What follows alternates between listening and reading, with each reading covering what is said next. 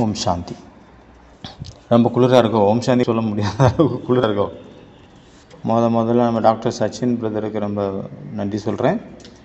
பல வருடங்களாக இந்த அப்படிங்கிற பொறுப்பு எடுத்துருக்கிறாரு. தன்னையும் மாற்றிக்கிறது, மற்றவங்களையும் மாற்றிக்கிறதுக்கான மிகப்பெரிய ஒரு விஷயம். டாக்டர் சச்சின் பாய் 2:30 எந்திரிப்பார் இருக்கும். அதுக்கு ஒரு குளிச்சுட்டு ஆறாமல் பொறுமையாக நல்லா யோகா பண்ணுவாராக இருக்கும். அதுக்கப்புறம் உடனே கண்டினியூவாக கிளாஸஸ் போகுது.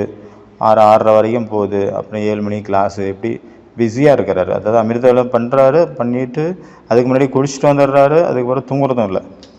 எல்லாரையும் சந்திக்கிறாரு. எல்லாருக்கும் என்னுடையவர் அப்படிங்கிற ஃபீலிங்கை கொடுக்குறாரு. கூடவே சுஷில் பாய் இருக்கிறாரு. சுஷில் பாயும் ஃபஸ்ட்டு மெயினாக இருக்கிறாரு. அப்புறம் அவருடைய முழு டீம் இருக்குது. சூப்பரான ஒரு நல்ல ஒரு வைப்ரேஷனை க்ரியேட் பண்ணி வச்சுருக்கீங்க மதுபனில். இதுக்காக நான் ரொம்ப இதனுடைய பாட்டம் ஆஃப் த மை ஹார்ட்லேருந்து எல்லாத்துக்கும் நன்றி சொல்கிறேன். அதனால் எல்லோரும் முன்னேறி போகணும் அப்படின்னு நான் பாபாக்கிட்ட கேட்டுக்கிறேன். என்னுடைய ஆசீர்வாதங்கள். எல்லாத்தோட பெரிய விஷயம் என்ன அப்படின்னா, பாபா நமக்கு அவ்வளோ பெரிய பாலனை கொடுத்துருக்காரு. அதுவும் பரமாத்மா பாலனை. அந்த மாதிரி பாலனை கொடுக்குறாரு. உலகத்தில் யாராலையும் கொடுக்க முடியாது. உலகத்தில் நிறைய இயக்கங்கள் இருக்குது, நிறைய தர்மஸ்தானங்கள் இருக்குது.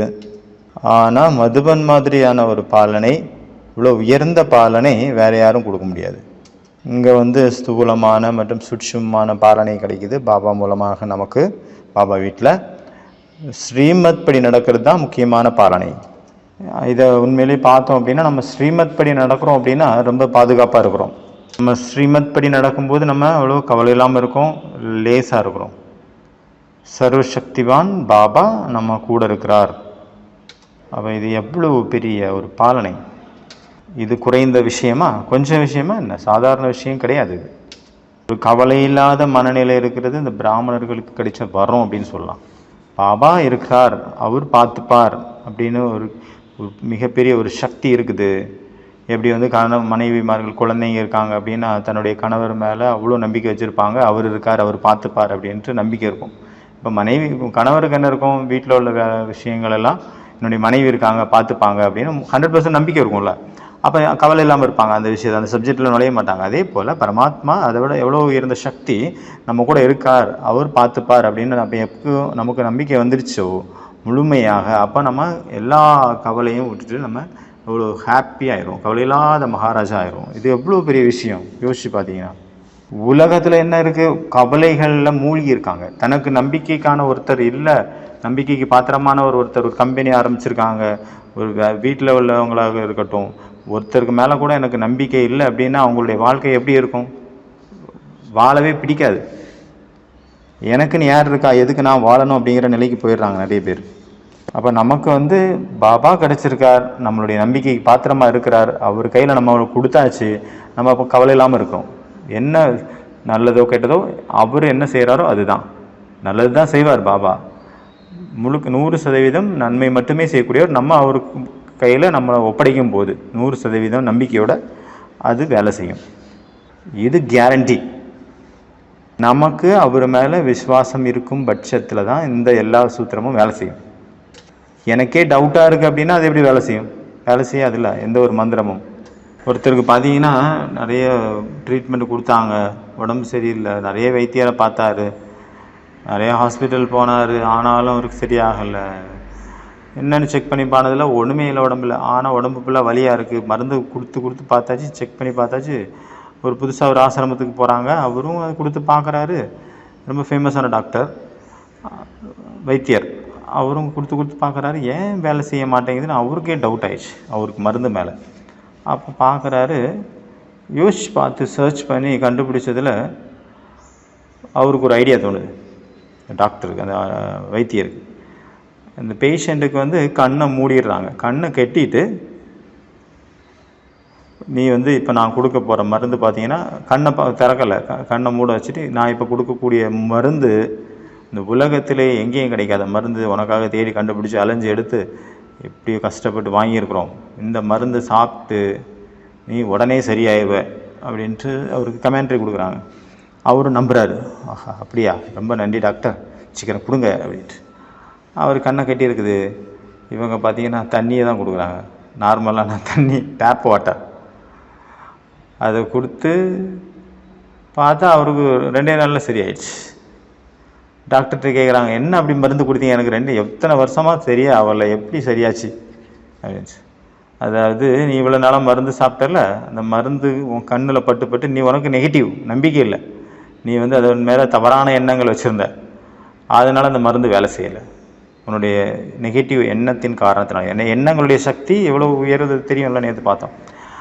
அதனால உன் கண்ணை மூடிட்டு நான் உங்களுக்கு தண்ணி தான் கொடுத்தோம், நீ எப்போ அதை நம்பினியோ மருந்து தான் இது வேலை செய்யும் அப்படின்னு நம்பினதுனால அது உனக்கு வேலை செஞ்சிருச்சு.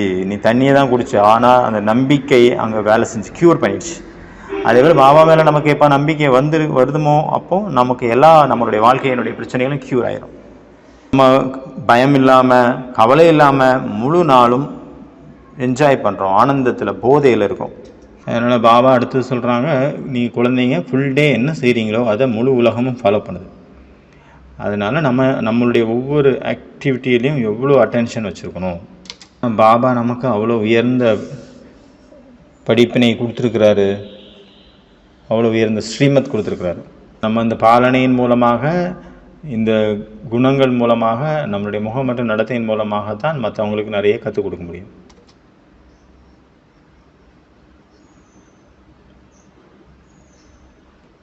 நம்ம இந்த முரளியை ரிப்பீட் பண்ணுறோம் அப்படின்னா அது ஒரு மிகப்பெரிய விஷயமா இருக்குது. ஏன்னா நம்மளுடைய வாழ்க்கையை அங்கே ரிப்பீட் ஆகுது.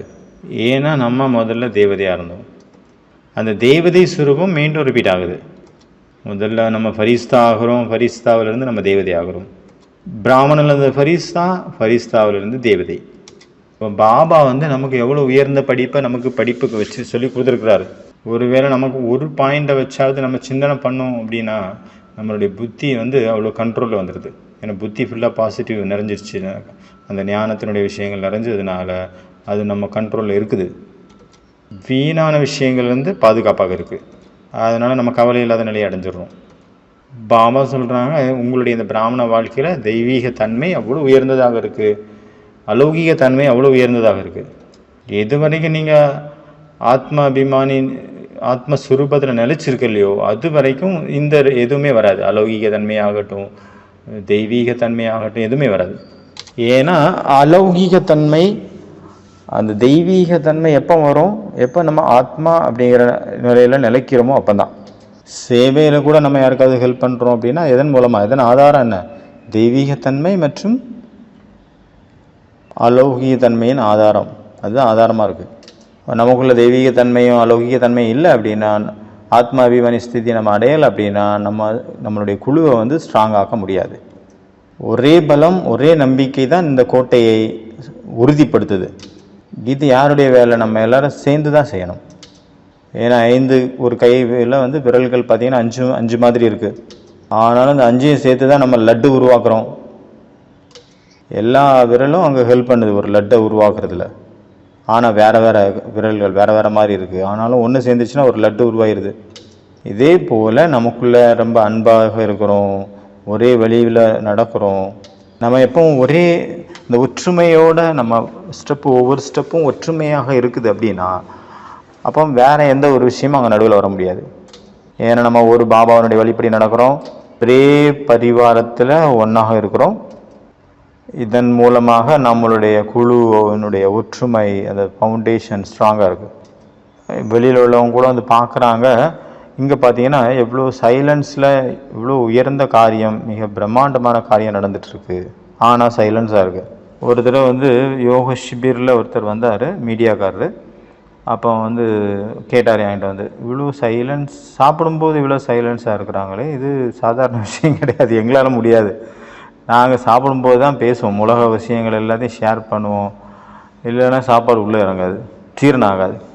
ஏன் நீங்கள் இவ்வளோ சைலன்ஸாக இருந்து சாப்பிட்றீங்க? எல்லா இன்ஸ்டியூஷன்லேயும் சாப்பிட்றாங்க, குருத்வாரில் நிறைய இன்ஸ்டியூஷன் இருக்குது, எல்லா இடத்துலையும் சாப்பிட தான் செய்கிறாங்க. இங்கே இருக்கிறவங்க சைலன்ஸில் இருக்கிறாங்க, சைலன்ஸில் உட்காந்து சாப்பிட்றாங்க.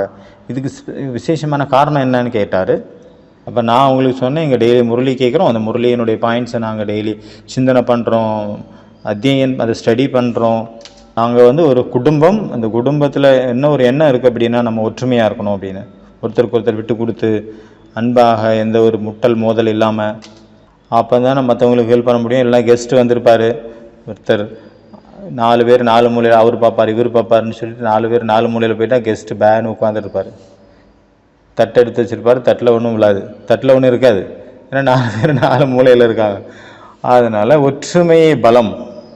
அதனால் என்னுடையவர் அப்படிங்கிற உணர்வு எங்களுக்குள்ளே இருக்குது, அன்பு இருக்குது. முக்கியமாக ஒருத்தர் இன்னொருத்தர் மேலே நம்பிக்கை வச்சுருக்குறோம். அப்போ அவர் கேட்டு ரொம்ப சந்தோஷப்பட்டார். இந்த 3 விஷயமும் வேறு எந்த இன்ஸ்டியூஷன்லேயும் நாங்கள் பார்க்குறதில்ல. இங்கே அந்த ஒரு விஷயம் இருக்குது அப்படின்னா நல்ல விஷயம். அங்கே எல்லாம் அப்படி கிடையாது. ஒரு ரொட்டி வந்து கரெக்டாக 8 மணினா 8 மணிக்கு ரொட்டி நீங்கள் கொடுக்கல அப்படின்னா அவங்க பிரச்சனை பண்ண ஆரம்பிச்சிடுவாங்க. இங்கே நல்ல நிதானமாக பொறுமையாக இருந்து எல்லா காரியமும் செய்கிறாங்க. இது சாதாரண விஷயம் இல்லை, இது ஒரு பெரிய விஷயம். பாபா சொல்கிறாங்க, நான் சாகாரத்தில் இருக்கும்போது எல்லா குழந்தைங்களையும் பார்க்க முடியாது. அதுவே நான் அவ்யக்தமாக இருக்கிறனால நீங்கள் எந்த மூலையில் எங்கே தூரத்தில் மூலை முடுக்கில் இருந்தாலும் கூட நாங்கள் உங்களுடைய எல்லா கர்மத்தையும் நான் பார்க்குறேன். இது கூட ஒரு பெரிய விஷயம். சர்வசக்திவான் சிவபாபா ஒவ்வொருத்தருடைய காரியத்தையும் பார்க்குறாரு. என்னுடைய குழந்தை எங்கே இருக்குது, என்ன பண்ணிகிட்ருக்கு, எங்கே போகுது, என்ன ஒரு மனநிலையில் இருக்குது இந்த குழந்தை, அடுத்தது என்ன பண்ண போகுது, இப்போ என்ன நினச்சிட்ருக்கு, எல்லாமே எனக்கு தெரியும், எல்லாத்தையும் நான் பார்த்துட்ருக்கேன் அப்படிங்கிறார் பாபா. அதனால் ஒரு தடவை பாபா சொன்னார், மதுபனில் 24 மணி நேரம் சிவ பாபா உங்களை சிசிடிவி மாதிரி வாட்ச் பண்ணிகிட்ருக்கிறாரு, 24/7. அதனால் உங்களுக்கு இந்த மதுபனு கோட்டைக்குள்ளே ரொம்ப பாதுகாப்பாக இருக்கிறீங்க. ஏன்னா பாபாவுக்கும் பொறுப்பு இருக்குது. அவர் படைச்ச ஐக்கியத்தை அவர் முதல்ல பாதுகாப்பார்ல. குழந்தைங்களை சும்மா ஒரு நிமித்தமாக வச்சுருக்கிறாரு, அவ்வளோதான். ஒவ்வொருத்தருக்கும் அவங்கவுங்களுக்கான குவாலிட்டிக்கு ஏற்ற மாதிரி அவங்களுக்கு சேவைகள் கொடுக்கப்பட்டிருக்கு. ஆனால் மேலேருந்து கண்ட்ரோல் பண்ணிகிட்டு இருக்கிறது கயிறு யார்கிட்ட இருக்குது, சிவபாபாட்ட இருக்குது. முழு யக்கியத்தையும் பாதுகாக்கக்கூடிய பொறுப்பு அவருடையது. பாபா சொல்கிற மனசு அப்படிங்கிற உங்களுடைய ஸ்லேட்டு இல்லை பலகை போர்டு நிறைய குழந்தைங்களுடையது பார்த்திங்கன்னா க்ளீன் அண்டு கிளியராக இல்லை, சுத்தமாகவும் இல்லை, உண்மையாகவும் இல்லை, இதில் தெளிவாகவும் இல்லை. ஏன் அப்படின்னா ஒருத்தர் இன்னொருத்தருக்கு மேலே நல்ல எண்ணங்கள் இல்லை, நம்பிக்கை இல்லை, ஒற்றுமை இல்லை, நெகட்டிவாக நினச்சி வச்சுருக்குறோம். அப்புறம் கடந்து போன விஷயங்களே நினச்சிட்ருக்குறோம். கடந்து போன விஷயங்களை நினச்சிட்ருக்கோம் அப்படின்னா என்னாகும், மனசு சுமையாகுதுல்ல. அப்புறம் சேமிப்பு கணக்கு கழிஞ்சு போயிடுது, முடிஞ்சு போயிடுது. அப்போ என்ன இருக்கும், துக்கம் தான் வரும். சுகத்தினுடைய கணக்கெல்லாம் முடிஞ்சு போச்சுன்னா அப்புறம் தானாகவே என்ன ஆகும், துக்கத்தினுடைய கணக்கு ஓப்பன் ஆகிடுதுல்ல. அதனால் ரொம்ப லேஸாக இருங்க, சந்தோஷம் மகிழ்ச்சியாக இருங்க. என்ன தான் நம்ம உள்ளுக்குள் நமக்கு முன்னாடி காட்சிகள் எவ்வளோ பெருசாக வந்தாலும் கூட நம்ம அதை சாட்சியாக பார்க்கணும். அதை சாட்சியாக இருந்து அதை என்ஜாய் பண்ணுங்கள். இப்போ அப்பொழுது நம்மளுடைய ஸ்திதி அவ்வளோ உயர்வாக மாறிடும். தனக்கான சுப எண்ணம், மற்றவங்களுக்காக சுப எண்ணம், அப்புறம் சுயஸ்திதியில் இருக்கக்கூடிய நிலை, ஸ்ரேஷ்ட ஸ்மிருதி, ஸ்ரேஷ்ட விருத்தி, உள் உணர்வு மாதிரி எல்லாமே சுபமாக இருக்கும்போது நம்ம ஃபுல்லுஸாக நிறைந்தவர்களாக அனுபவம் பண்ணுவோம். நம்ம அந்த அளவுக்கு நம்ம நிறைஞ்ச நிலை நமக்கு ஃபீல் ஆகும். நம்ம அதனால் மற்றவங்களுக்கும் கொடுக்க ஆரம்பிச்சிடுவோம். நம்மளுடைய முகம் மற்றும் நடத்தையின் மூலமாக மற்றவங்களுக்கும் நம்ம சுகம் கொடுக்க முடியும். நமக்குள்ள எல்லாமே நிறைஞ்சிருக்கும் பட்சத்தில். இப்போ நமக்குள்ளே எல்லாமே நிறைஞ்சு இல்லை அப்படின்னா நம்ம எப்படி மற்றவங்களுக்கு கொடுப்போம்? இப்போ பாபாவை எங்கே போய் வெளிப்படுத்த, பாபாவை வெளிப்படுத்தணும் அப்படின்னா அந்த குணங்கள் மூலமாக தான் வெளிப்படுத்த முடியும். அதனால் பாலனை, அவ்வளோ உயர்ந்த பாலனை பாபா நமக்கு கொடுத்துட்ருக்கிறாரு. இன்றைக்குள்ள முரளியில் கூட சொன்னார் இல்லையா, பாபா அப்பா மூலமாக பாலனை கிடையாது, டீச்சர் மூலமாக படிப்பினுடைய பாலனை, படிப்பின் ரொம்ப பெஸ்ட்டான பாலனை, படிப்பின் மூலமாக இன்று இன்ஜினியர் டாக்டராக ஆயிடுறாங்கல்ல, எவ்வளோ பெரிய விஷயம். அதே போல் டீச்சர்னுடைய பாலனை, இப்போ மிகப்பெரிய ஒரு ஐஏஎஸ் எக்ஸாம் மாதிரி நீங்கள் ஒரு எக்ஸாம் எழுதிக்கு படிச்சுட்ருக்கீங்க, ஸ்டடி பண்ணிட்டுருக்கீங்க. ஐஏஎஸ் எக்ஸாம் எழுதுறதுக்கு எத்தனை வருஷம் படிக்கிறாங்களே, அதே போல் மிக உயர்ந்த வாழ்க்கையினுடைய மிக உயர்ந்த எக்ஸாம் நீங்கள் எழுதுறதுக்காக நீங்கள் அப்ளை பண்ணிட்டீங்க. அதுக்கான ஸ்டடி இங்கே போயிட்டுருக்கு. மனிதன்லேருந்து தேவதை ஆகக்கூடிய ஸ்டடி. அப்போ உலகத்திலே மிக உயர்ந்த படிப்பு. இதன் மூலமாக அங்கே எப்படி இன்ஜினியர் டாக்டர் ஆகிறாங்க, அதே போல் இங்கே தேவதை ஆயிடுறோம். கம்மியாக மார்க் வாங்கினீங்கன்னா கம்மியான பதவி, நிறைய மார்க் வாங்கினா நிறைய பதவி, பெரிய பதவி. போலி தாதி போனாங்க பாபா கிட்ட, பாபா இன்றைக்கி எல்லாருக்கும் பால் கொடுக்கணும், 40-45 பேர் வந்திருக்காங்க பார்ட்டி, பால் கொடுக்கணும்ல. நைட்டு பால் கொடுக்க வேண்டிய சிஸ்டம் பாபா கிரியேட் பண்ணி வச்சுருக்கிறாரு. எல்லா குழந்தைங்களுக்கும் பால் கொடுத்து அவங்க நல்லா தூங்க வைக்கணும் அப்படின்னு. ராத்திரி சீக்கிரம் தூங்கினாங்கன்னா காலையில் அமைதியெல்லாம் எந்திரிச்சு நல்லா யோகா பண்ணுவாங்க. அதனால் அவங்க நம்மளுடைய ஐக்கியத்தில் நைட்டு பால் கொடுக்கணும் அப்படின்னு சிஸ்டம் இருக்குது. மதுபனில் சென்ட்ரலெலாம் இல்லை, இங்கே இருக்கிற இடத்துலலாம் பால் கொடுக்குறதில்ல. அதே போல் தமிழ்நாட்டில் பால் கொடுக்குறதில்ல, மற்ற ஊர் தெரியல. மதுபனில் பாபா அந்த சிஸ்டத்தை உருவாக்கி வச்சுருக்காரு. அதனால் பால் கொடுக்கறதுக்கு பால் இல்லை, இன்றைக்கி இது இருக்குது, கம்மியாக இருக்குது, போதுமான அளவு இல்லை அப்படின்னு சொல்கிறாங்க. அப்படியா குழந்தை பாபா சொல்கிறாங்க, பிரம்மா பாபா. இன்றைக்கி பாபாவே வந்து எல்லாருக்கும் பால் கொடுப்பாரு, சேவாதாரி கொடுப்பாங்க, ஆனால் இன்றைக்கி பாபாவே வந்து கொடுப்பாரு அப்படின்ட்டு அனௌன்ஸ் சொல்லிட்டாங்க. பாபாவே சர்வ் பண்ணுவார். பால் கொடுக்க ஆரம்பிச்சிட்டார் பாபா. நிறைய பேருக்கு தெரிய வந்தது இன்றைக்கி பாபாவே கொடுக்குறாரு பால். அதனால ஏற்கனவே வாங்கி குடிச்சு போனவங்களும் மறுபடியும் வந்துட்டாங்க. அப்புறம் தூங்கிட்டு இருந்தவங்களெல்லாம் தட்டி எழுப்பி பாபாவே பால் கொடுக்குறாரு அப்படின்னு கூப்பிட்றாங்க. எல்லாரும் லைனில் வந்தாங்க. லைனில் வர பாபா திருஷ்டி கொடுத்து யாருக்கும் பால் மேலே கவனம் போல, எல்லாருக்கும் என்னது திருஷ்டி மேலே கவனம் போயிடுச்சு. பாபா வந்து பாதி கிளாஸ் தான் ஊற்றுனாரு. ஆனால் திருஷ்டி பவர்ஃபுல்லாக கொடுத்ததுனால யாருக்கும் அந்த கவலை இல்லை, பாதி கிளாஸ் தான் கிடச்சிது. ஏன்னா பாபா கையால் கிடைக்குதுல்ல, எவ்வளோ பெரிய விஷயம். பாபா வந்து எல்லாத்துக்கும் அரை கிளாஸ் பால் கொடுத்தாரு. ஆனால் எல்லாரும் திருப்தியாக போனாங்க திருஷ்டி வாங்கிட்டு. அந்த நேரத்தில் திருஷ்டி தான் மகத்துவபூர்வமாக இருந்தது, பாலனுடைய மகத்துவம் இல்லை. அந்த திருஷ்டி பாலனுடைய சாக்கில் பாபாவுடைய திருஷ்டி கிடைக்குது. கடைசியில் பார்த்தீங்கன்னா 2 லிட்டர் பால் மிச்சம் வந்துச்சு. பாபா வந்து போலி தாத்திட்டு சொன்னாராம், பாரு குழந்தை 2 லிட்டர் பால் மிச்சம் இருக்குந்தா குடி அப்படின்னு கொடுத்துட்டு போயிட்டார். அதனால் இது பாபாவனுடைய அதிசயம், வண்டர்ஃபுல் மேஜிக் அப்படின்னு தான் சொல்லணும். யக்கியத்தை நடத்துகிற பொறுப்பு அவருக்கு தானே. அதே போல் ஒரு தடவை பார்த்தீங்கன்னா பிரகாஷ்மணி தாத்திச்சிக்கு எல்லாம் சாப்பிட்டாங்க, சாப்பாடு கொடுத்துட்டு இருந்தாங்க முன்னி தீதி. இப்போ எல்லோரும் சாப்பிட்ட பிறகு பார்த்தீங்கன்னா தர்பூசணி கொடுத்தாங்க. கடைசியாக சாப்பிட்டு முடிச்சிட்டாங்க, தர்பூசணி வந்தது. அப்போ தர்பூசணியை பார்த்தோன்னா அவங்களுக்கு முழு மதுபன்வாசிகளும் அவங்களுடைய மனசுக்குள்ளே வந்துட்டாங்க, காட்சியாக வந்து நிற்கிறாங்க.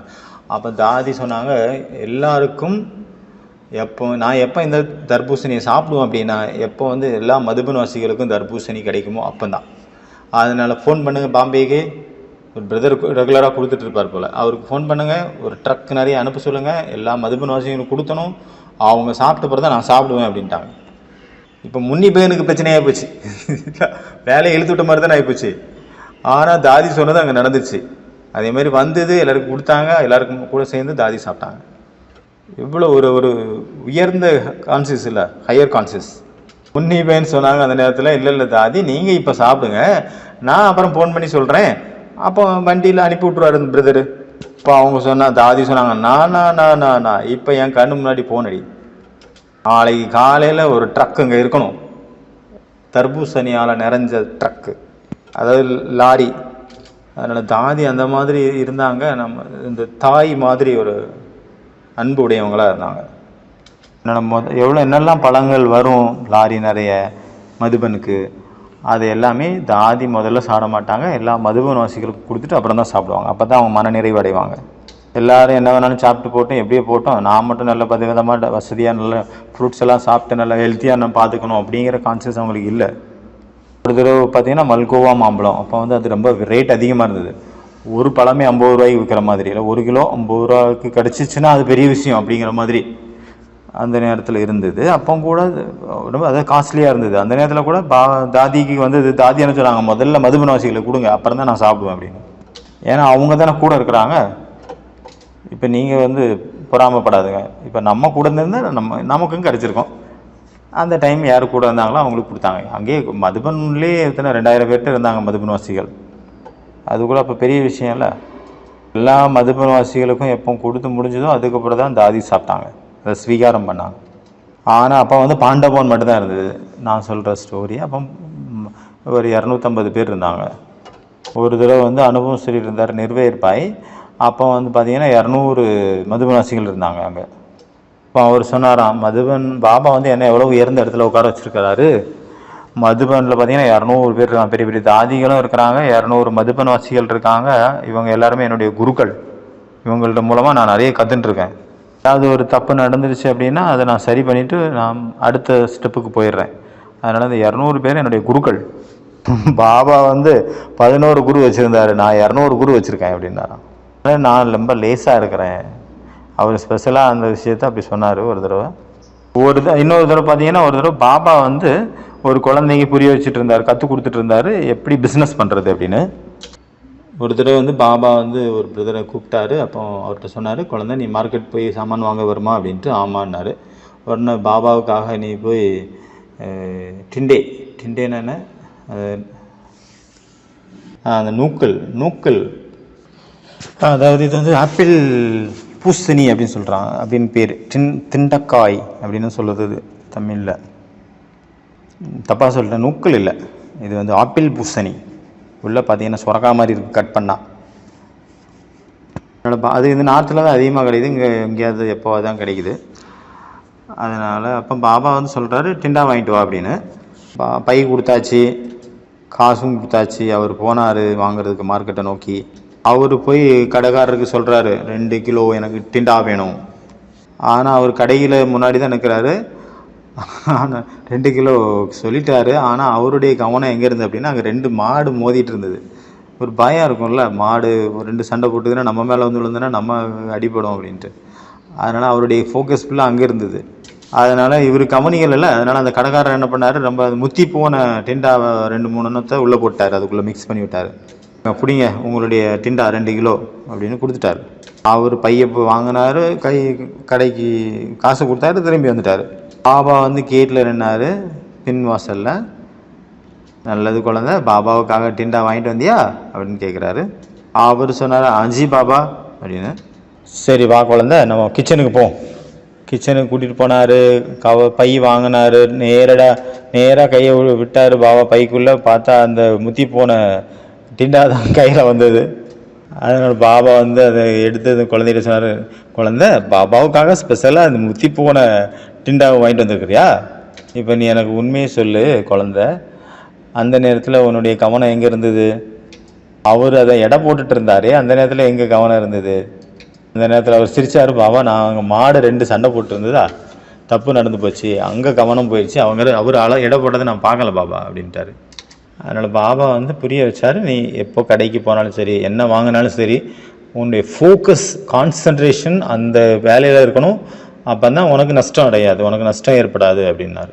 ஏன்னா நமக்கு நஷ்டம் ஏற்பட்டுறக்கூடாதுல்ல. ஏன்னா முழு உலகமுமே இப்போ வந்து ஏமாற்று உலகம். கொஞ்சம் ஏமாந்தால் தலையில் மிளகா அரைச்சிருவாங்க. அதனால் இனிமேல் ஞாபகம் வச்சுக்கோ, அட்டென்ஷனோட இரு அப்படின்னு புரிய வச்சார். அவரும் ஜி பாபா அப்படின்னு சொல்லிட்டார். அவருக்கு ஒரு சூப்பரான அட்வைஸ் கிடச்சிச்சு இல்லையா. அப்புறம் ஒரு தடவை எனக்கு ஒரு ஸ்டூடெண்ட் எனக்கு அனுபவம் சொன்னார். நான் எப்போ வந்து அந்த ஜெகதீஷ் பாய் கூட இருந்தனோ அப்போது ஜெகதீஷ் பாய் வந்து எனக்கு ஒரு சேவை கொடுத்தாரு. ஒரு பேப்பரில் எழுதி கொடுத்தாரு ஒரு மேட்ரை, இதை வந்து நீ பிரிண்ட் பண்ணி வாங்கிட்டு வா அப்படின்னு சொல்லி அனுப்புனார். அவர் போகிறதுக்கு முன்னாடி வெளியில் குல்சார் தாதி, ஏன்னா அவங்க தான் டெல்லியில் ஒரே சென்டரில் தானே இருந்தாங்க, குல்சார் தாதி அங்கே நடுவில் பார்த்துட்டாரு. அவங்க சொன்னாங்களாம், பிரதர் ஒரு சேவை பண்ண முடியுமா? தாதி சொன்னால் கேட்காம இருக்க முடியுமா? ஜி தாதி சொல்லுங்கள் அப்படின்ட்டாரு. இதோ வந்து ஒரு சின்ன சேவை, இதை செஞ்சுட்டு வா. ஜி தாதி நான் செஞ்சிடுறேன். எங்கே போகிற அப்படின்னு தாதி கேட்டாங்க. இல்லை ஜெகதீஷ் பாய் வந்து ஒரு வேலை கொடுத்துருக்குறாரு, அதை முடிக்க போகிறேன், அதுக்கு பிரிண்டிங் ப்ரெஸ் போகிறேன், அதை முடித்த உடனே நான் உங்கள் சேவை செஞ்சுருவேன். சரி அப்போ அச்சா அப்புறமா செய் அப்படின்ட்டாங்க. தாதியும் ஓகேன்ட்டாங்க. எல்லாம் முடிச்சுட்டு வந்தார். அப்புறம் ஜெகதீஷ் பாயை மீட் பண்ணும்போது அவர்கிட்ட ஒப்படைக்கும்போது சொன்னார், இப்படி நடுவில் தாதி வந்தாங்க, அவங்க ஒரு சேவை செஞ்சாங்க, அதை முடிக்க டைம் ஆயிடுச்சு. நான் சொன்னேன் பாய்ஜி வந்து ஒரு சேவை சொல்லியிருக்காங்க, அதை முடித்த பிறகு நான் வந்து செய்கிறேன் அப்படின்னு சொன்னேன். அப்போ கேட்ட உடனே ஜெகதீஷ் பாய் அப்படி சொன்னாராம், நீ யாருக்கு முடியாதுன்னு சொன்ன? யாருக்கு நீ முடியாதுன்னு சொன்னு உனக்கு தெரியுதா? ஜெகதீஷ் பாய் சொன்னாராம், பகவானுடைய ரதத்துக்கு சொல்லியிருக்க. பாபாவுனுடைய ரதம் குல்சார் தாதி, இவ்வளோ உயர்ந்த மகான் ஹஸ்தி, லெஜண்ட், அவங்களுக்கு தான் நீ முதல்ல மகத்துவம் கொடுத்துருக்கணும், 2வது தான் எனக்கு மகத்துவம் கொடுத்துருக்கணும், என்னுடைய சேவை செஞ்சுருக்கணும். இது வந்து மாபெரும் தவறிழைத்தாய். ஜெகதீஷ் பாய் சொன்னாராம், இப்போவே போ தாதிகிட்ட போய் மன்னிப்பு கேட்டுட்டு வா அப்படின்னாரு. தாதிகிட்ட போய் மன்னிப்பு கேளு, தாதி என்னால் பெரிய தவறு நடந்து போச்சு, முதல்ல நீங்கள் சொன்னதை செஞ்சுருக்கணும், நான் இனிமேல் அந்த மாதிரி செய்வேன், மன்னிச்சிடுங்க அப்படின்னு மன்னிப்பு கேளு அப்படின்னா. அப்போ தாதி அப்படி திருஷ்டி கொடுத்தாங்க. அப்போ அவருக்கு பார்த்தீங்கன்னா அந்த கண்ணுக்குள்ளே பார்க்குறாரு, திருஷ்டி வாங்குறாரு. அப்போ கண்ணுக்குள்ளே பார்க்கும்போது அவருக்கு பிரம்மா பாபா காலுக்கு மேலே கால் போட்டு உட்கார்ந்தது மாதிரி தெரிஞ்சுதாமா.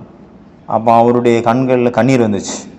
அப்போ அவர் சொன்னார், நான் உங்கள் கண் மூலமாக எனக்கு பாபா தான் தெரிகிறாரு தாதி, நான் உங்களை வந்து தெரிஞ்சுக்காம தப்பு பண்ணிட்டேன், முடியாதுன்னு சொல்லிட்டேன், அதனால் இனிமேல் நான் இந்த தப்பு பண்ண மாட்டேன் ஒரு பொழுதும்.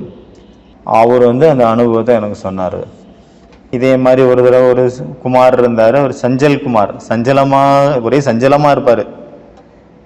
எப்படி குழந்தைங்க எங்கே அங்கே அங்கே இங்கேன்னு, அதே போல் சஞ்சலம் ஒரு இடத்துல இருக்காது. அதே மாதிரி சஞ்சலம் அப்படின்னா துருத்துருன்னு இருப்பாங்களா. நான் மதுபன் வந்தோன்னா அப்போ அந்த மெடிடேஷன் ஹால் இருக்கு இல்லையா, அந்த மெடிடேஷன் ஹாலில் 4 அடி அகலத்தில் படிக்கட்டு இருந்தது. அப்போ அங்கே ஒரு பாறையும் இருந்தது. இப்போ இல்லை, அந்த டைமில் இருந்தது. அங்கே வந்து இந்த துணி துவைச்சி போடக்கூடிய தோபிகாடுக்காரங்க வந்து அங்கே துணியை காய போடுவாங்க.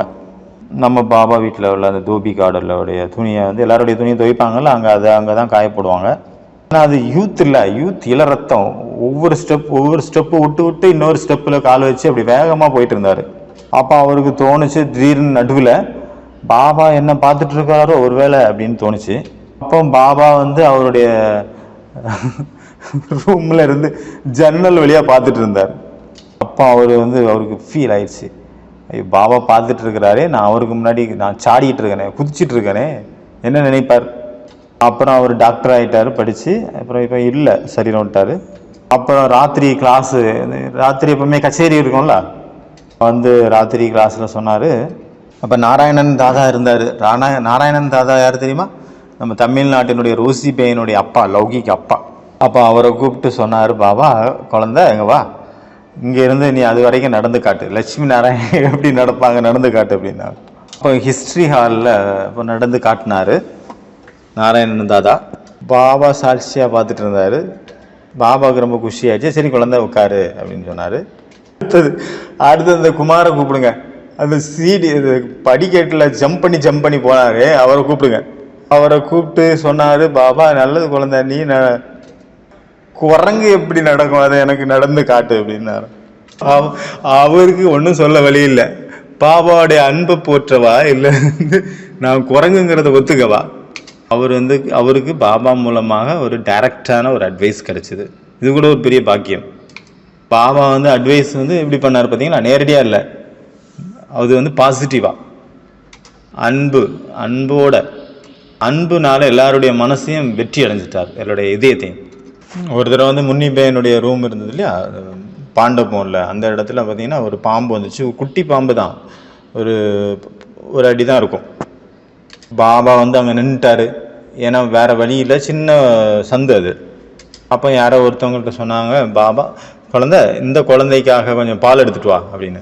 பாபா பாம்புன்னு சொல்லலை, இந்த குழந்தைக்காக ஒரு பாட்டில் எடுத்துகிட்டு வா அப்படின்னாரு. அவர் பாட்டில் எடுத்துகிட்டு வந்தார்.